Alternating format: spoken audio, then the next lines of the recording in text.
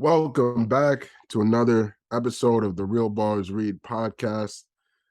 This time it's just Jana and Miles. No special guests, but we are the special guests. We're so excited to be recording this. Just the two of us. We've had some time off and wanted to come back to regroup and talk about how the podcast is going and some of the things that we've learned. This is a really important lesson for us to time for us to just reflect on the past year of the podcast. Yeah, we're going to be interviewing ourselves today. Yeah. And I'll kick it off just by asking you, Miles, what have you been up to in the last few months? What have I been up to? Man, so in the last couple weeks, we went on a trip to Europe, Yep. to Serbia and some other countries with a good friend. He's an entrepreneur, and so getting to learn from him and be under his guidance in how to build a company was really interesting and cool. And the month prior to that, I was back home in Columbus and just chilling and taking time to keep working on other projects. Um, what else? And I'm about to move to Chicago like the next week. Yeah. Get to move on Monday and move out of Brooklyn. So I just gotta sell my mattress, my bed frame, and I'm just really excited to head out, honestly. Right. It sounds like a pretty big transition. So how is New York? Why are you moving to Chicago? Like, what are you looking forward to? Yeah, yeah. So like I've kind of been hating on New York City since I found out that I was moving, you know what I'm saying? But I think I'll look back on it more fondly than I've experienced it. Um, but basically, yeah, moving for family and work. So, you're in Chicago and Hmm.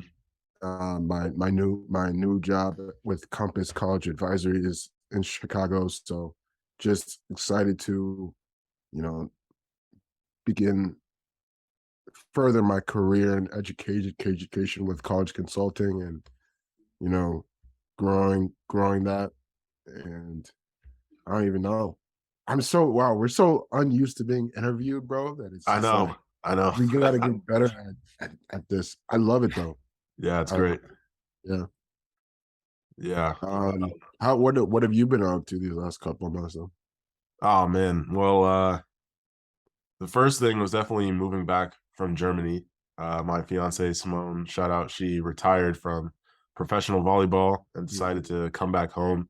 And from basically like mid-May on through the rest of the summer, we were just moving into our apartment um, Mhm, in Oak Park, Illinois, right, 10 minutes outside of Chicago.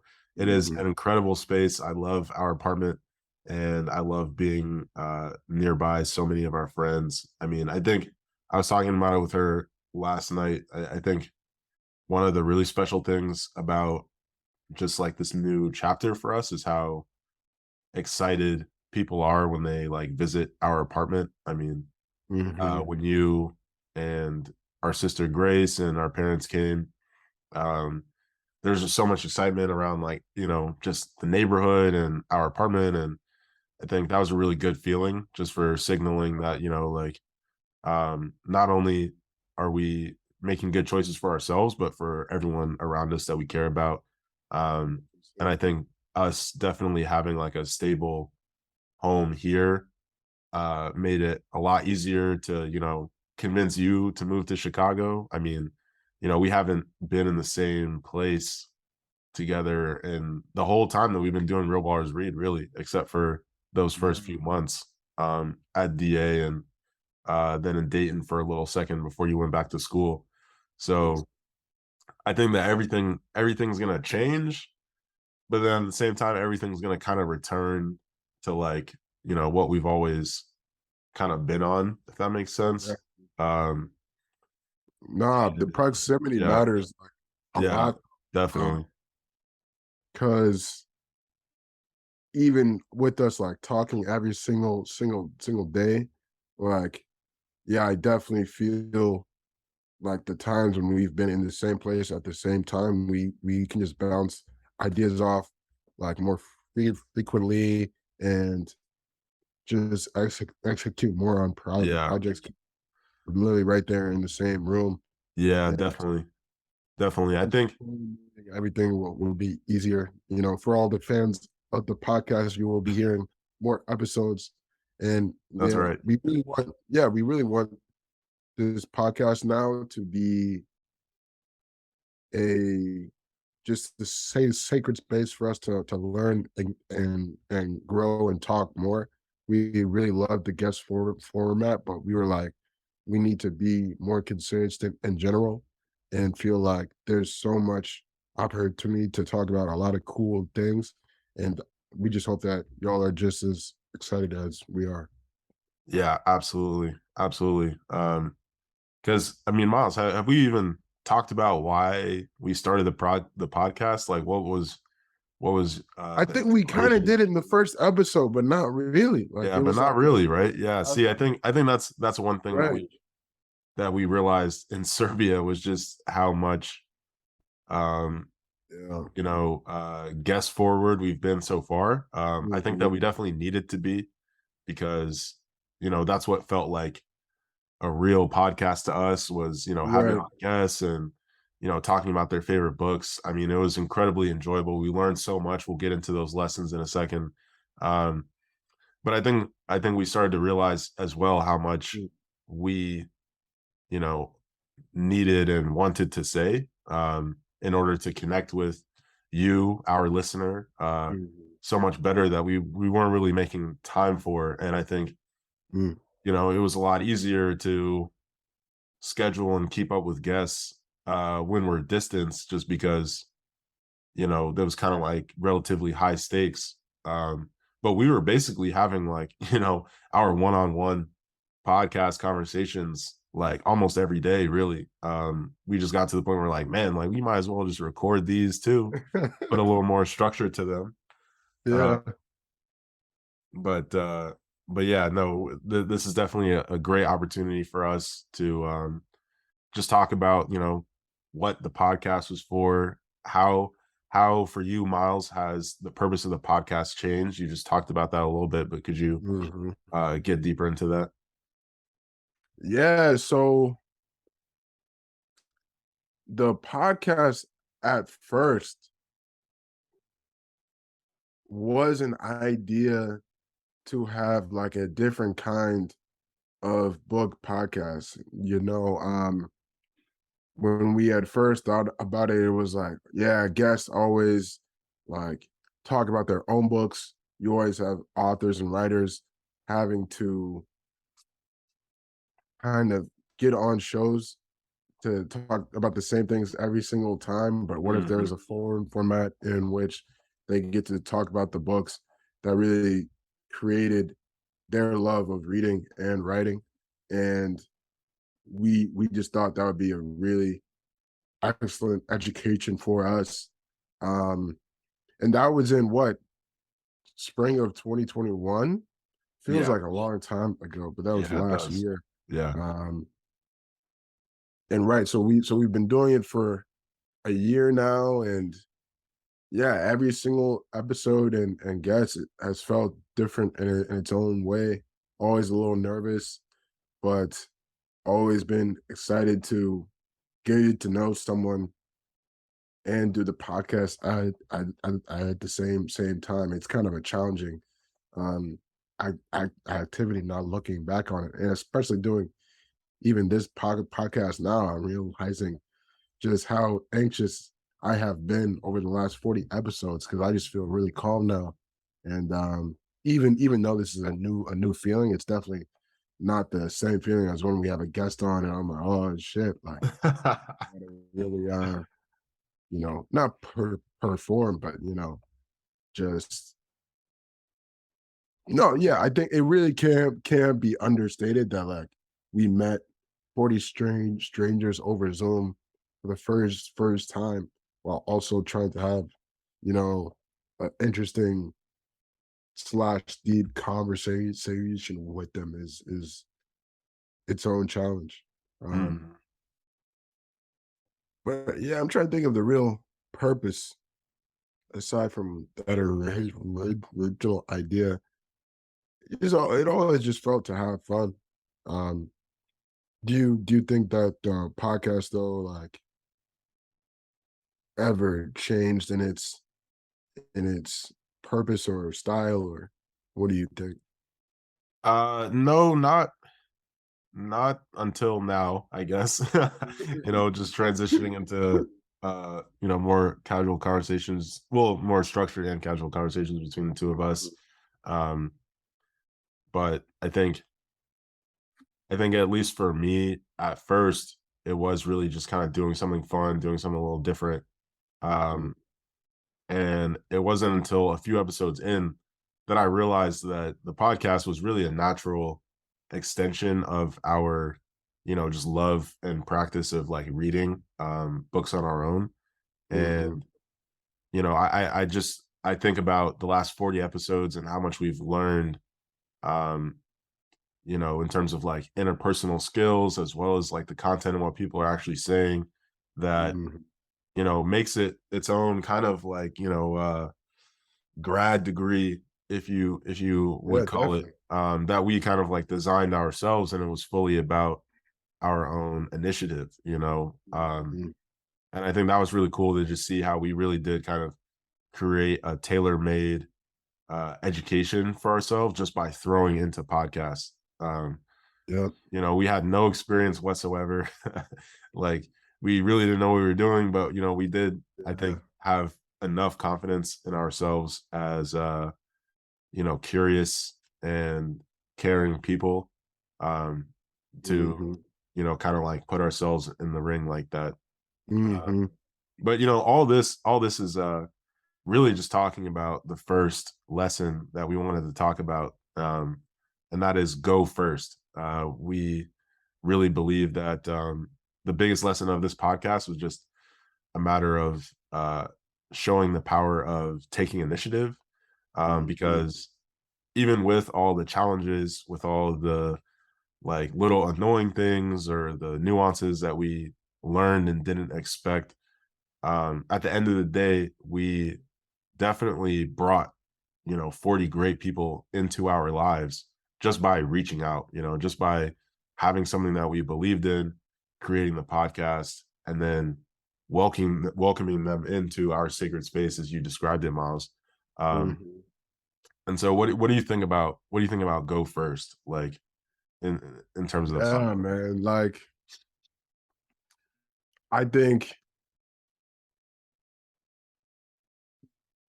I don't know who said it or where we learned this, but I think go first is a great way to say that you should always be ready to do things that you don't necessarily feel ready for. Yeah, and I feel like the podcast Mm, was one of those things where you just kind of had to act.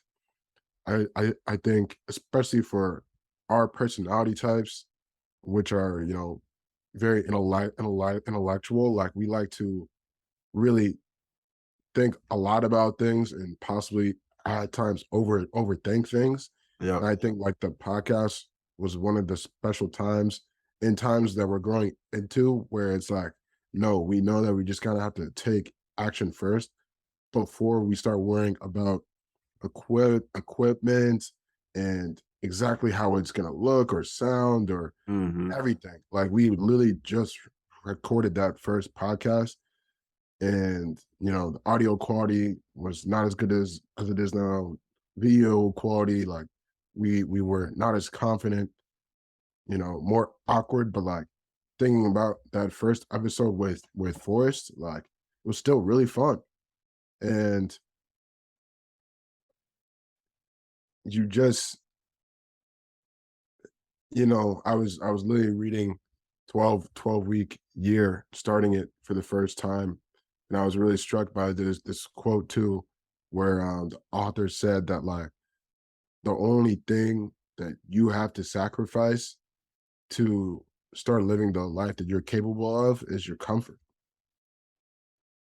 And I think that's really what go first means. And in conversation too, I think go first is a very important principle in terms of like being vulnerable enough to ask a question that you might feel is difficult, or to share, something about your own self, or life, to kind of get someone else to open up.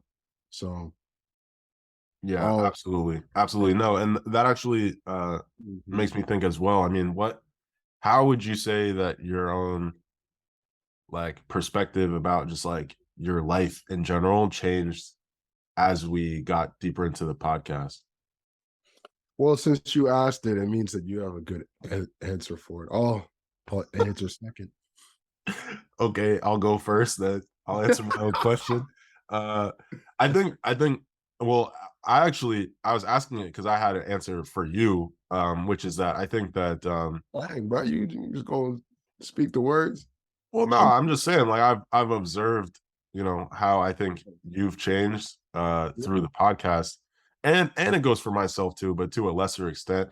But I've noticed how the podcasting like mind is very hard to turn off like when you're interacting with other people, because there'd be sometimes like Yeah, that's basically kinda because true. basically we got to the point where like any Yeah, person that we were meeting for the first time, we could just like question, follow-up question, like side joke, little story, yeah, question, and I think we just kind of like are just exercising those get to know you, like hit it off, have a deep conversation right when we meet you kind of muscles mm, um has made it a lot easier to go into that mode all the time.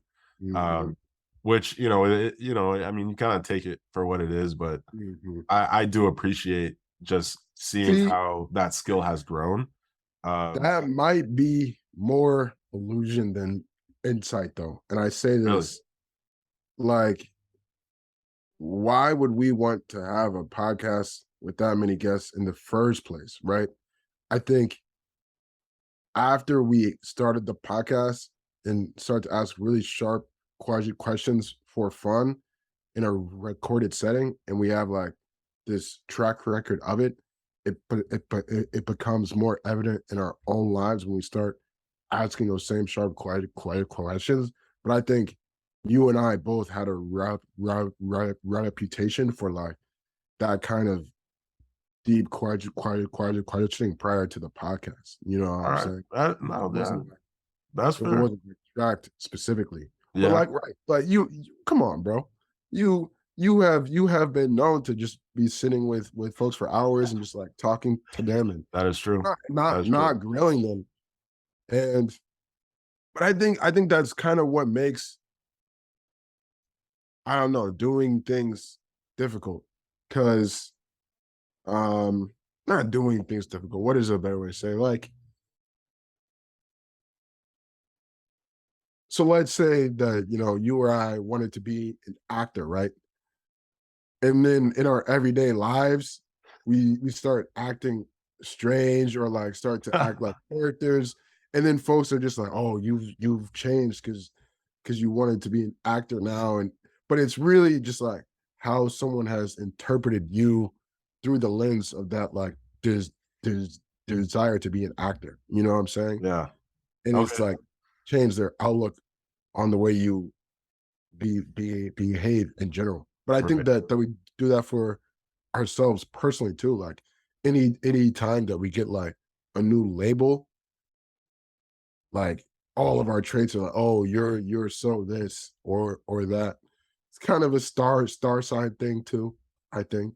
Ah, Hmm. yeah. No, I think you're on something. You might be right, bro. Like I think I guess I wonder how much the like confidence boost like Facts. does Yeah. improve the skills themselves though, because Mm-hmm. yes, I was doing it before, but like, you know, I definitely felt more guilty about it at times, or like, kind of like self-conscious about it in a way Mhm, that I just don't anymore. And so I mhm, guess, maybe there is something there just in how the podcast has changed our personal mhm, interactions. But I do see exactly what you're saying. It kind of like mhm. revealed what we were already Right, doing in a right, in a very specific context.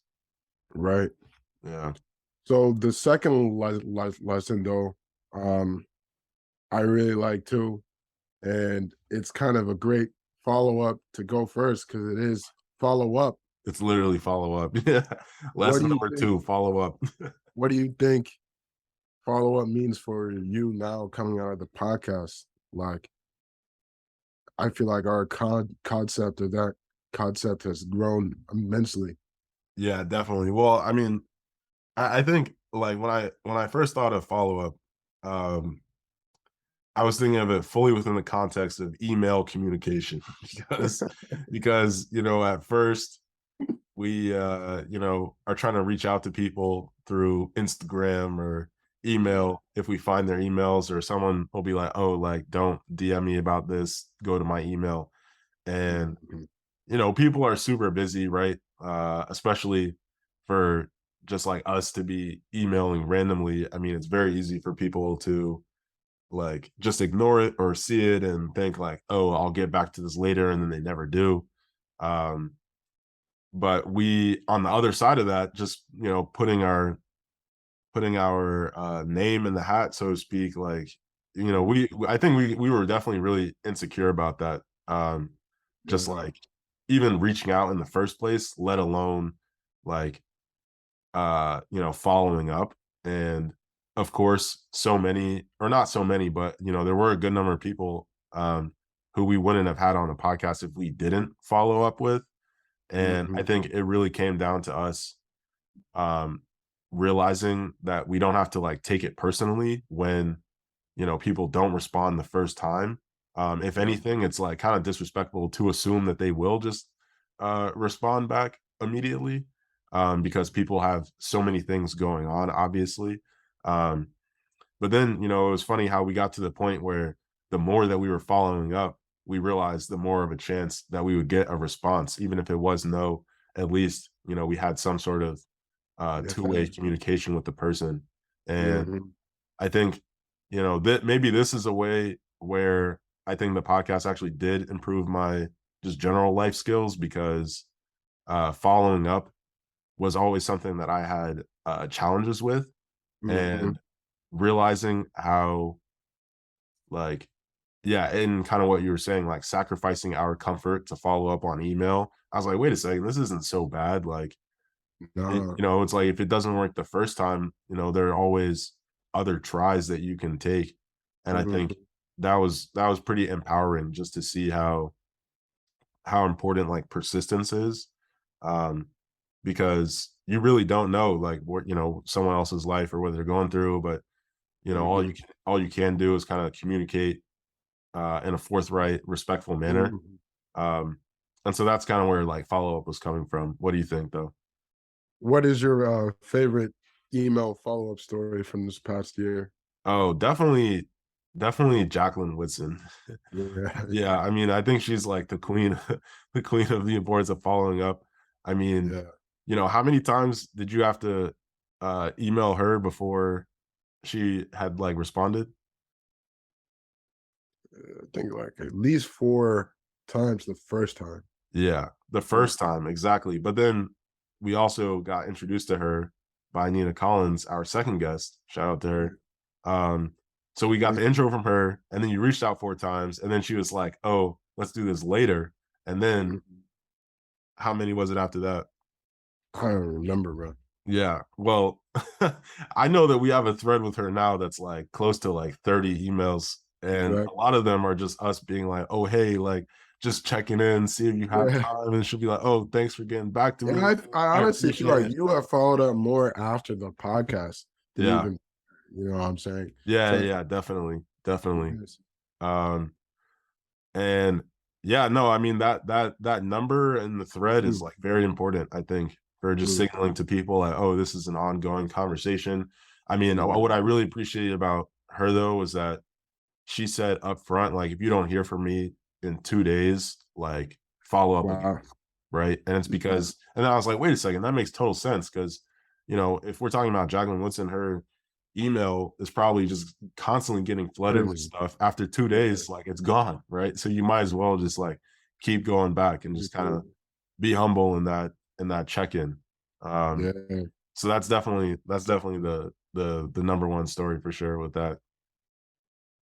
yeah, I think it's not a I didn't even have to follow up, but my favorite email story is probably Lewis Gordon, man, because Mm, I was in England at the time that I emailed him. yeah.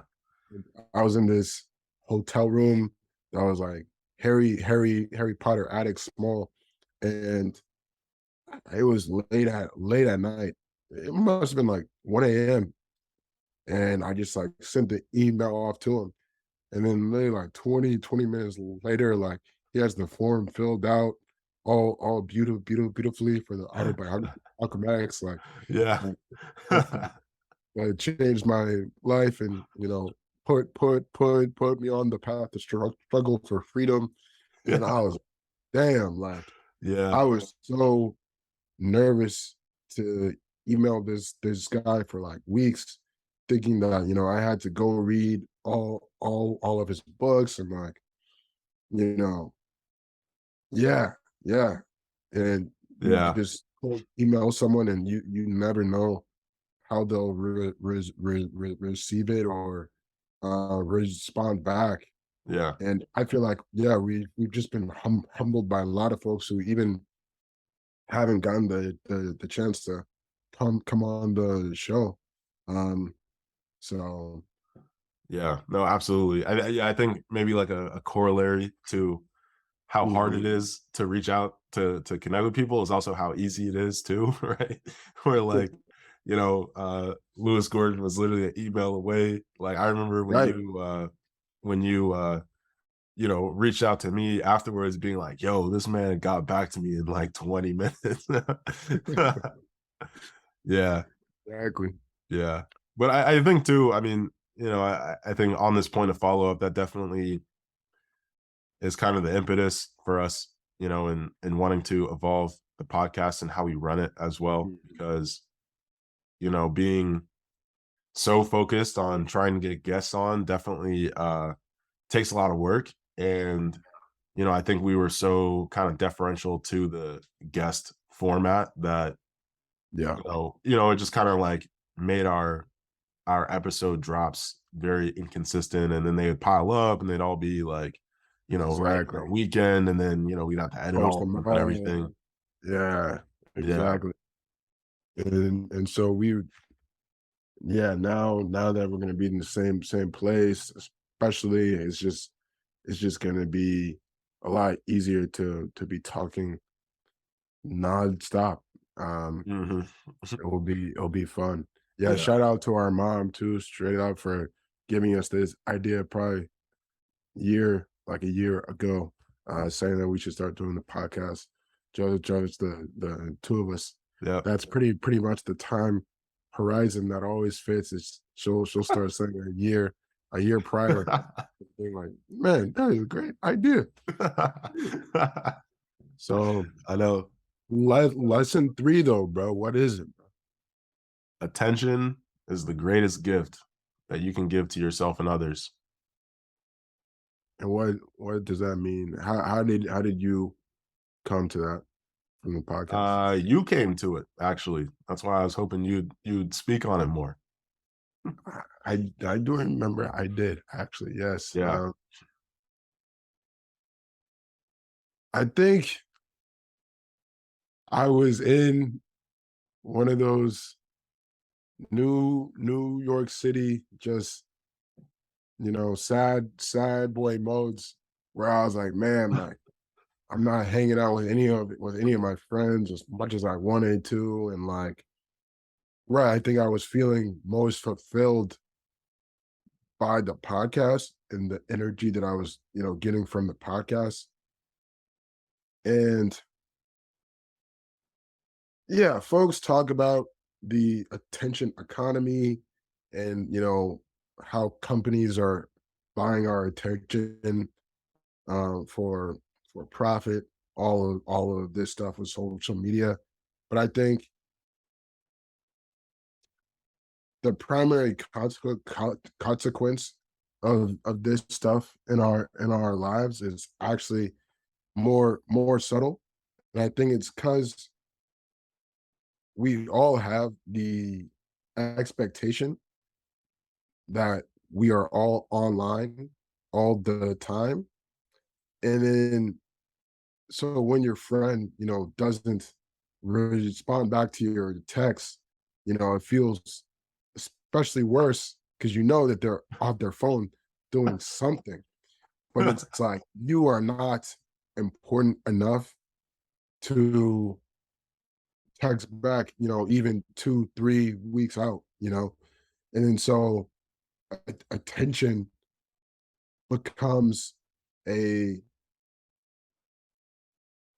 a true gift when it can be used in so many ways. Um, so yeah, and I'm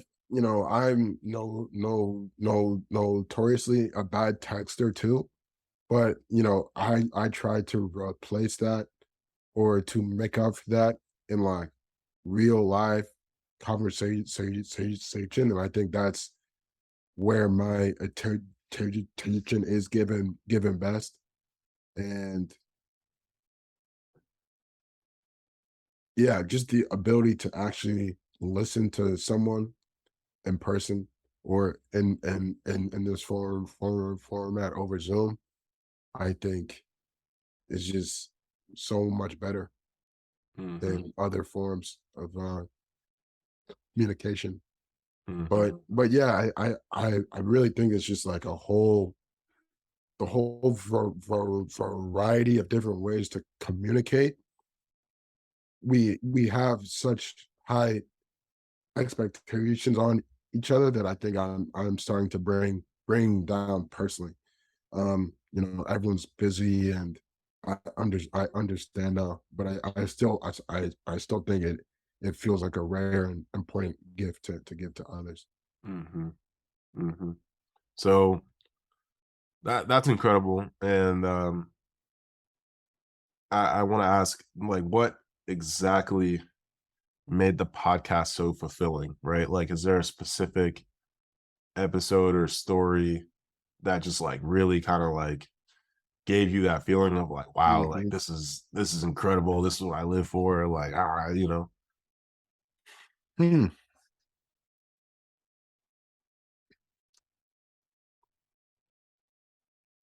I don't know, man. I think over time, like over the course of the year, I think that you can speak to this too. Just having like random friends come up to us and say they listened to it or like were impacted, I think was just so crazy to hear because we were so unconcerned with audience at first, but then to like see folks listening to it and like caring about the show and even that like random Apple podcast review that we got. Um i think outcome and impact,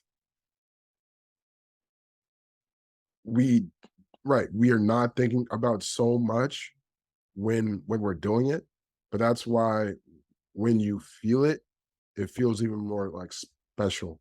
And because we're not seeking it out, we're not seeking out the positive confirmation, but it would be wrong for me to admit that like receiving it kind of gives an extra boost of like just joy and confidence for what we're doing. Kind of what you feel when you moved into your apartment and you Mhm, had all of us come in and just the radiance that we felt in that place, was a great sign that right, that was like a home. It felt like a mhm, home. You just moved in. But mhm, aside from the impact and outcome, just just a lot of fun while in the shows. Um,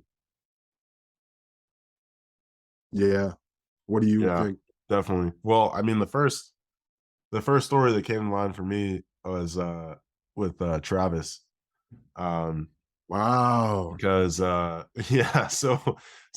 Tell their story, man. yeah, no, Yeah, I mean everybody knows like the episode, we brought the man back on for more you because have to bring them on yeah, he again. was just so dope. I know we really do. Shout out Travis, but yeah, so basically like Travis is such a funny story to me because he had the most interesting like range of books that we had seen on Bookstagram, definitely. And we were just like, yo, who is this guy? Like, we're thinking he's like our age or something. And he selects a book called Talking to Strangers by Malcolm Gladwell, which really rubbed me the wrong way. I think it did for you too, but I was like, what is going on in this book? Like, I love the rest of Malcolm Gladwell's books, but that one really just like didn't do it for me. And I was like really uncomfortable going into that interview with Travis because I was like, man, like every book that we've read for this podcast so far has like blown my mind. I really loved it. I've gone into the conversation excited to talk about the book.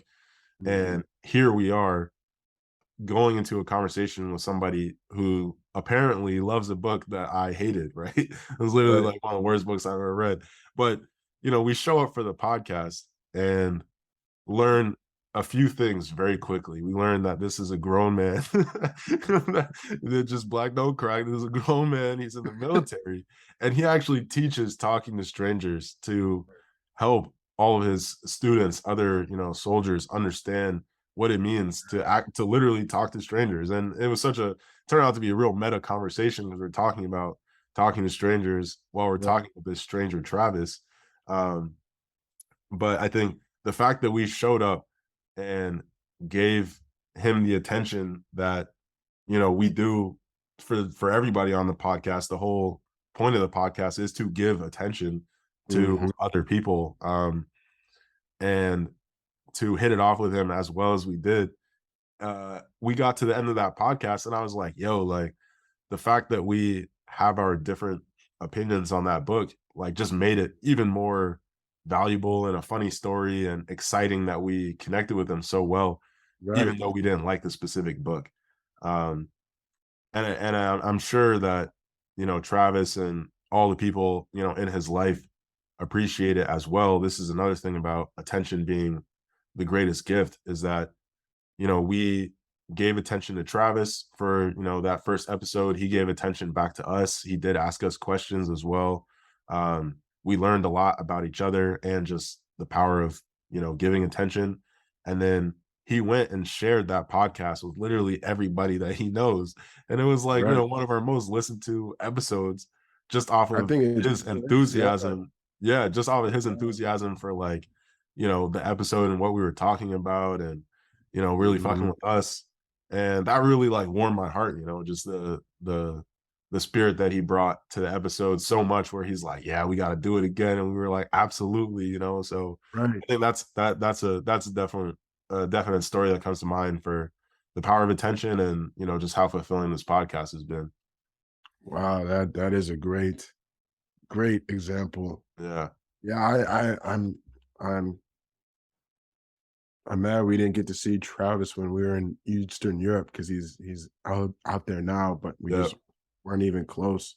Well, we were close, but then far at the Hmm. same time. So, Yeah. um, yeah, shout out, Travis. Seriously. Um, yeah, I'm trying to think. Like, really thinking of every single guest. All had their own um kind of unique qualities, and I feel like that kind of comes with the podcast being so unscripted. Yeah. um do you think it was easier to give attention when we didn't have pre-written questions, or when like we were just kind of free forming it? Hmm. Because I definitely think that gave for we were doing this podcast on hard mode. I think for a lot of people, some of our guests wanted questions sent prior. Yeah. Yeah, we had felt kind of weird about that at times, but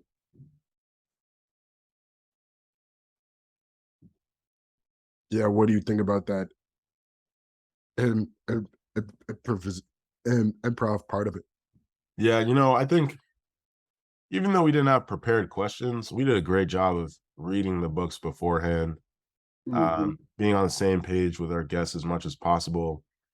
And I think, yeah, I think just off of reading the book alone, that was a huge step in preparing to give and receive attention in the podcast episodes. I don't think it really had much to do with like whether or not we had specific questions, just because we had like some sort of common ground through the book, you know. Um, I will say though that like it wasn't just the book though, obviously, because there were some times where, if I'm not feeling like it or I'm distracted, like I think I just realized all the ways that I um can take more responsibility for, being prepared just mentally, emotionally, physically, so that I can pay attention and, Right. um, listen to our guests and to each other. Um, but yeah, that was like a bigger thing, just about making sure that, Hmm. I've eaten and gone to the bathroom and, that I've kind of like cleared my mind so that I could really be present in the podcast, Hmm. Yeah. What do you think? Nah, I totally agree. Yeah, I'm trying to think of what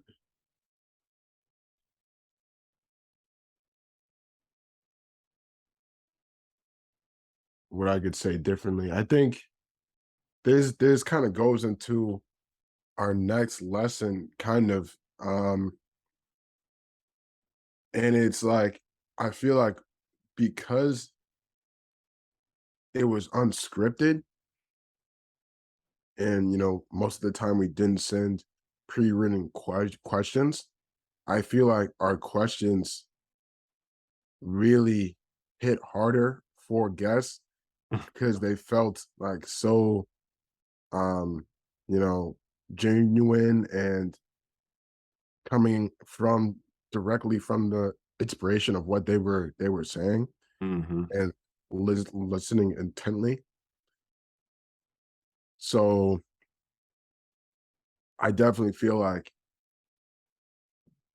in that sense, the unscripted shows do allow more for that real organic kind of thing to take place, and for the conversation to just feel more yeah, fun. Mhm. um yeah,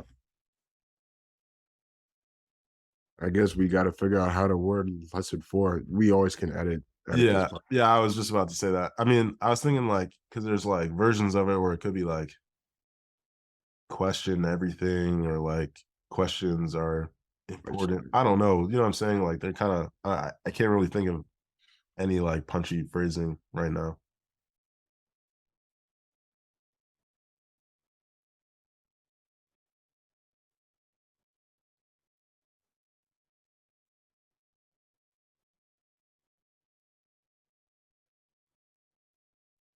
Hmm. Questions connect, something like that.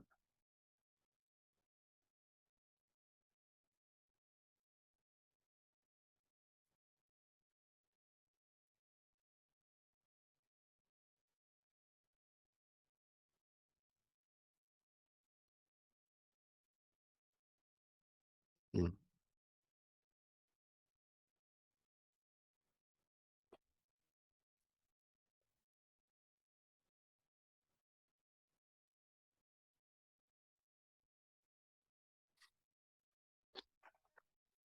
Yeah, I don't know actually. What do you think? I mean, what have we actually learned about questions though, that we just didn't naturally like? I feel like we're just naturally curious, always, connecting different things that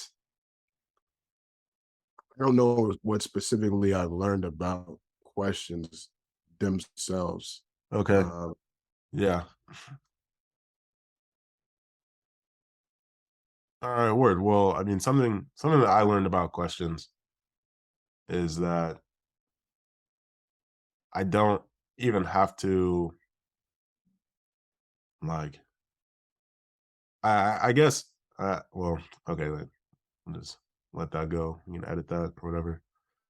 oh no, it's all bro. Well, no, I Literally, think and yeah, oh, I can like edit the words like in a Word document, and we'll just yeah. like automatically take out. So In the video? yeah, Oh shit, that's crazy. in the video or in the podcast, I can just take out the You word. take out the words and then it takes out the audio itself. That's nuts. Okay, well no, what I'm trying to say though is that like I think the podcast gave me a different sense of like the importance of questions than school did. Um, Hmm. yeah, I'm really just thinking out loud here, but Maybe the lesson is more about school then. Um, because it's like you have to create like systems for you to learn outside of school. Um, maybe I mm, don't know.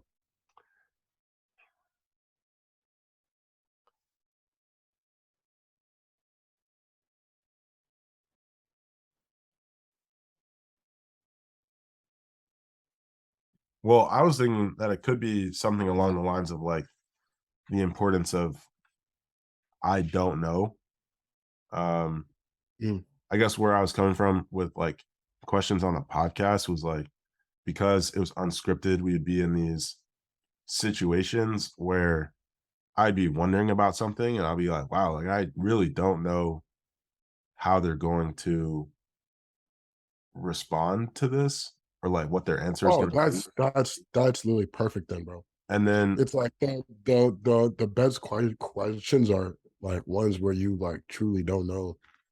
yeah, Yeah. because I think what I'm saying is that like, is that Mm, for it's the difference between like confirmation and surprise, I guess, is what I'm mhm, saying about the difference between school and the podcast questions because I feel like a lot of times you ask questions in school when you probably already like know the answer or you're just trying to get confirmation on some like little fact or yeah. wrinkle or whatever.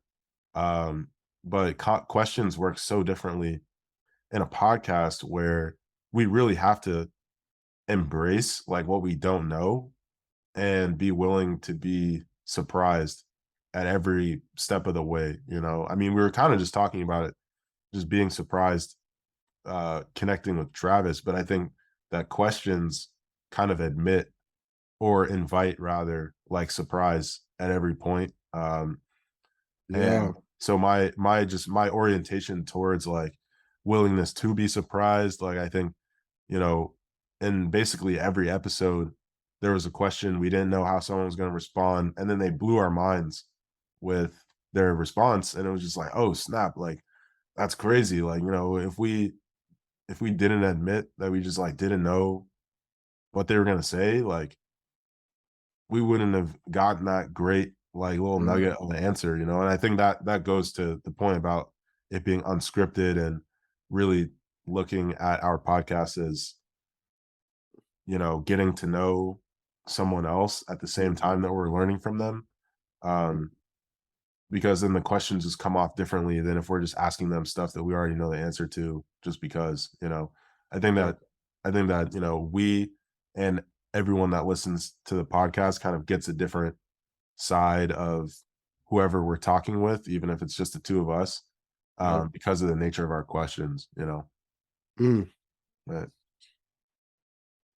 yeah, that's a really great way of saying it. And I think that kind of goes back to the point of like us not wanting to control the outcome because when you have such scripted questions and have a direction for how the conversation's gonna go. You kind of leave out the opportunity for like that to totally change. And like I feel like a lot of the time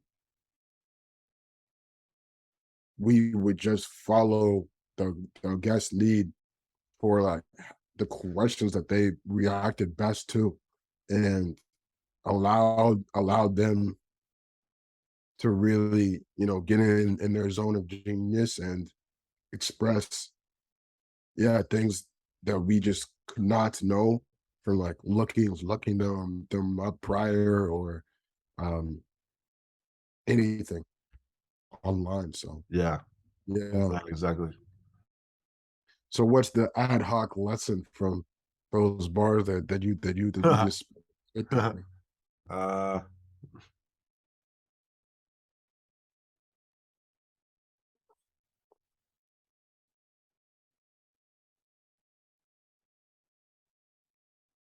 I can think of a couple. Um, Mm, I think I don't know is a great first step to learning. yeah, I think that questions help us think from many different perspectives and angles. Um, and then I guess another one would just be surprise is good. yeah, You know, every time that we were surprised by an answer, and I think that always just increased the urgency of following up and getting more questions asked, mm, getting to know our guest a little better, as mhm, well as just the full importance that we took from the podcast. You know, with every surprise, it's like, man, like if we weren't doing this podcast, we hadn't invited this person, like we wouldn't feel so excited about like all that we learned and who we got to connect with. You know, mhm, so yeah, maybe surprise is good. mm, mm. I love that one. I love that Yeah. one. Um, Lesson 5 that you have here, All right. share your story. The fifth and final lesson: share your story. That's right. It's kind of what we're doing now, Yeah, finally. trying to. You know what I'm Taking saying? off the mask. Definitely gonna be doing it more. Yeah. And Yeah. I feel like they are, yeah, bro. Our audience hasn't even heard us really talk, bro. No, Really, not really. Not really. like they've pretty much heard us in like student mode, like very much learner student of the game. I think we have talked with this tone like a couple of times, but I feel like it was always edited out of the podcast because it was like I at the very end where they were just like asking us about stuff and Yeah. we would, yeah, be all casual, but like Yeah. yeah, it's Definitely. really good to be sharing our story now. But like when you first thought of this, what was the um context that you were thinking about? Right. Well, of course, I was thinking about um the podcast, and in particular the first question, or the Mm, first like few questions that we ask every guest, right? Which is, what is the book that you chose? Why'd you choose it? Like, what's the story behind it? And I think that, even though I enjoyed all of the books that we read, they really did come to life in a new way when we got to hear from other people, like how yeah, important that book was to them. Like you just think about Lewis Gordon talking about Malcolm X for 3 hours. Uh, Dr. Jakia Carruthers, right? I mean, she had been thinking about The Color Purple for 18 years and had never had a conversation like the one that she had with us, just because we asked, just because we wanted her to share her story with the book. Um, wow, Another person I'm thinking of is Nina Collins, of course, or Alexis Milton, who, you know, um, had been dealing with such like huge grief and then turned to those books for support and, just generally falling back in love with reading and that feeling of connection that you get. yeah, Um, man, of course, Soul and George, right? Shout out to them. I Uh, know, Talking about the importance of George Johnson sharing his own their own stories, and Mhm. uh and the importance of just like that sense of connection, feeling like you're not the only person out there who's dealing with whatever it is that you are dealing with.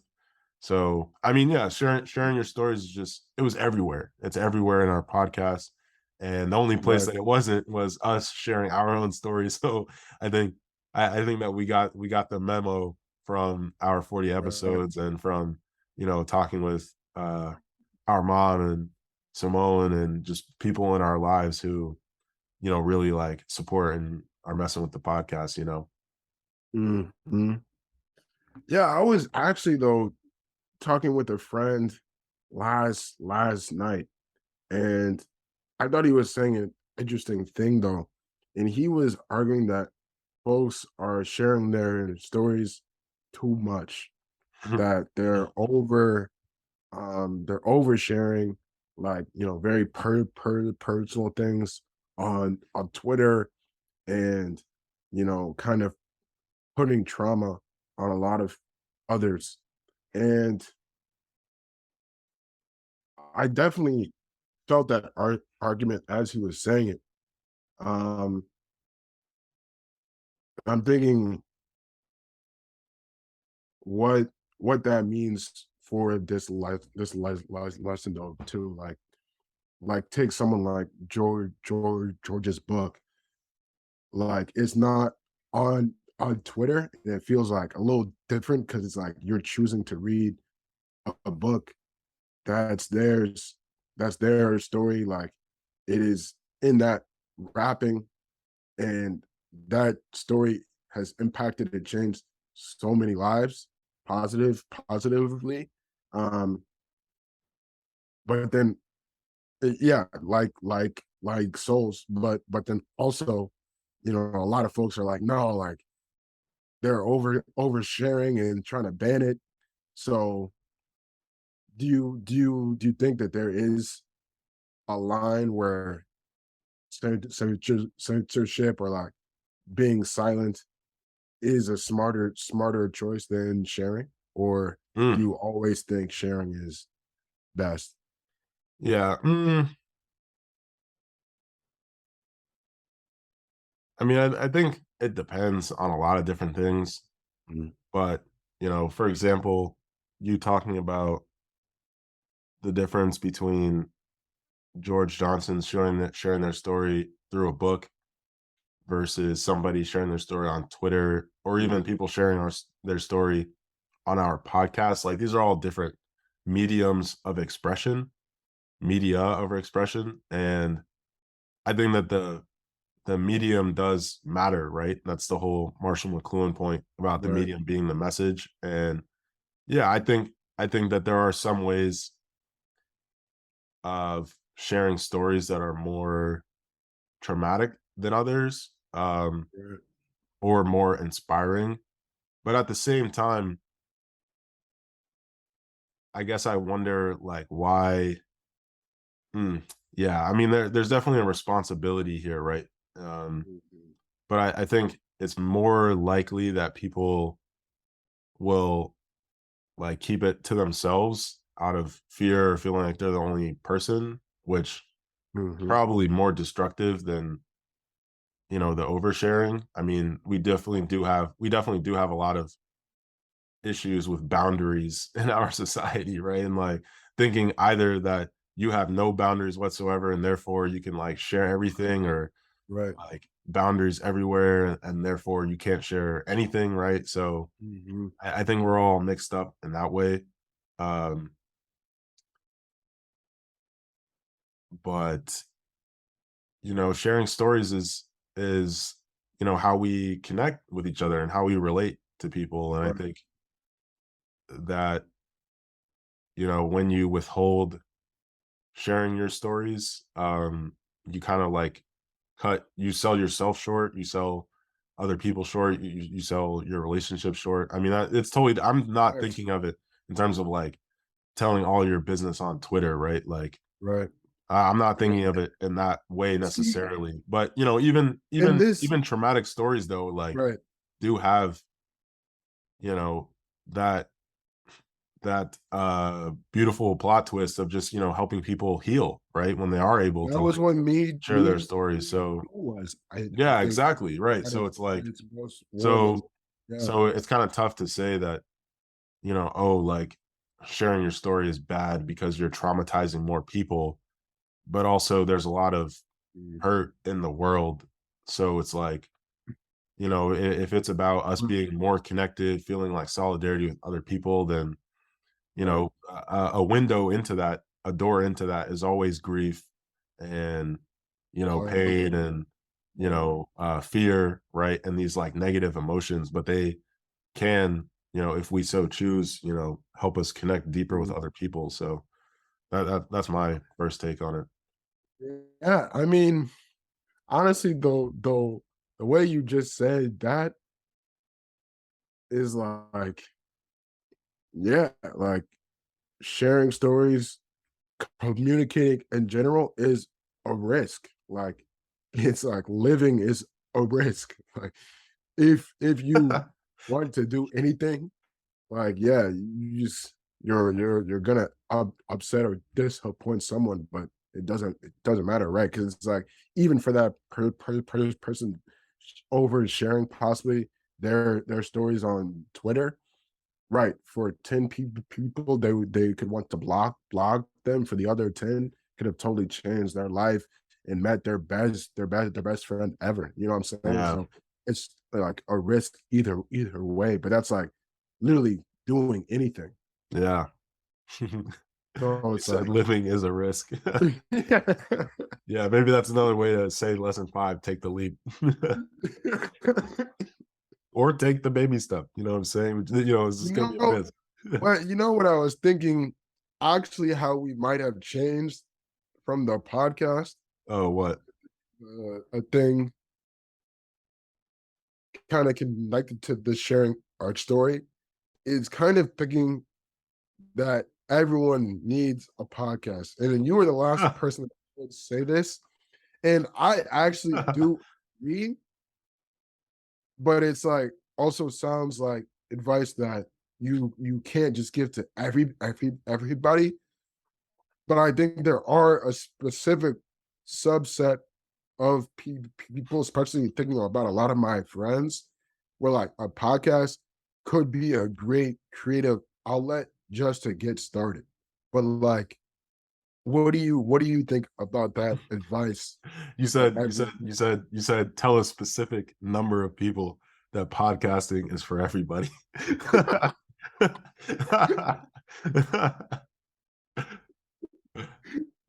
That's exactly. hilarious. Yeah, no, I think everyone should start a podcast is, I mean, obviously, like there's a limit on the amount of podcasts that, get a lot of attention and a bigger Mhm. audience and sponsorships or whatever. Um, but I think when I think about how you've described podcasting as like the sacred space that we've created for having conversations, for being open, vulnerable, listening, right? Connecting with other people. I mean, yeah, I hope everybody has something like that, right? I think maybe the recording itself or the structure of a podcast, like, gives people a permission to do that or gives the, signal that this is like a more sacred space or whatever. Um, but it doesn't have to be recorded, obviously. I mean, we have been having these kinds of conversations for so long, and just because we started recording doesn't make it any more or less like sacred. All the conversations that we've Mhm. had and forgotten about, right? Yep. Um, they're still a part of us, right? And they're still, kind of in the air, so to speak. Um, but yeah, it's something about that kind of uh, initiative and follow up, Yeah. like we're talking about, the importance of giving attention, uh, seeing Mhm. surprise as a good thing, and sharing your story, taking risks. I mean, those are all, I think, very positive developmental, you know, elements, Mhm. right? That I would definitely recommend. to anybody who was like interested, right? Because obviously there's some people who aren't interested. They don't need they don't need them to be recorded, right? And more power to you, right? It's just I think that there are a lot of people out there who, as you said, could really benefit from one. Mhm. Because clearly we have. And I think even on the point of just the power of like networking, right? And getting to know people around you or people that you are interested in learning from. I mean, it's got great potential. Yeah, definitely. Because I feel like that was another reason that I had brought up when we had first started the podcast. I was like, dog, like if we were to reach out to any of these writers and just be like, yo, let's talk, can I pick your brain? Like, you know, I would say very few of them would say yes. But right, Right. there's something about this like win-win of the podcast just being promotional in general. Yeah. I feel like that also just gives a excuse to do things that yeah that we want to do in general for the Yeah. writer and for the and for the host us. Yeah. So Definitely. what was I gonna add on to that? Yeah, but it's just that that eagerness that we've had to just learn from people and reach out to them. I think is just such a great spirit that will take us very far and just like yeah at the end of the day I think we just have uh, a a big heart for caring about others and I really just everything's sweet bro. Yeah. Yeah, definitely. Really. Definitely. So we're coming up on an hour, but I really want to ask you, what are you looking forward to in this next phase of Real Ballers Read and being in Chicago and just life in general? Yeah man, just really having like a consistent daily practice. um I feel like yeah over the last couple of years we've just been moving all over the place, traveling a lot. We've talked about this in the last couple of weeks, but I think it really does feel like home there in Chicago. And um I think that feeling is very important just for being able to immerse into the work that I'm doing more. Um, like honestly, just here into the city, right? I'm in my apartment now. It's never felt like that homey. And I was saying, yesterday too. I don't even get much sunlight here, and I want to go outside to the library, but then the library takes like forever to get to. I got to train or walk, and then when I'm there, some guy starts yelling at the top of his lungs. I'm just like, bro, like, where am I supposed to just quietly think and focus? And honestly, with real ballers read, I'm just so excited to give more of ourselves. I think this is a great first step where we are growing into the confidence of like, you know what, like we can say what we believe in, and we're still growing and learning. But like, I think we're at the point now where it's like I feel. I won't speak for you, but I feel very affirmed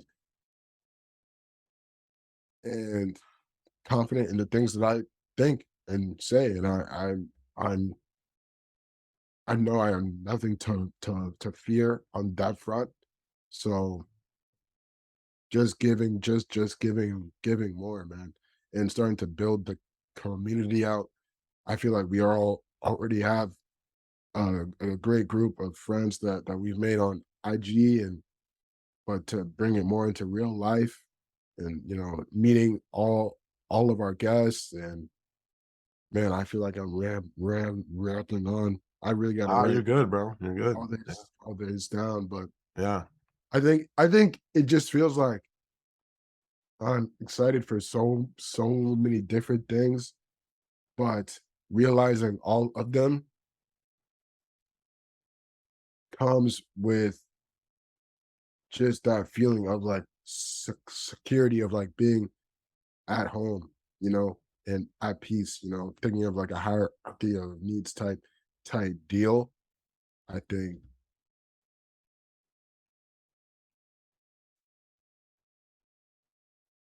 it will be a lot easier to just gain that energy and momentum to do it in Mhm. that way. But what Mhm. are what are you excited for this next phase of real old ballers read? Yeah, I mean, the first thing you said just on the consistent, daily practice, the persistence, I mean, and for sure, just giving more of ourselves. I think we're totally on the same page about that.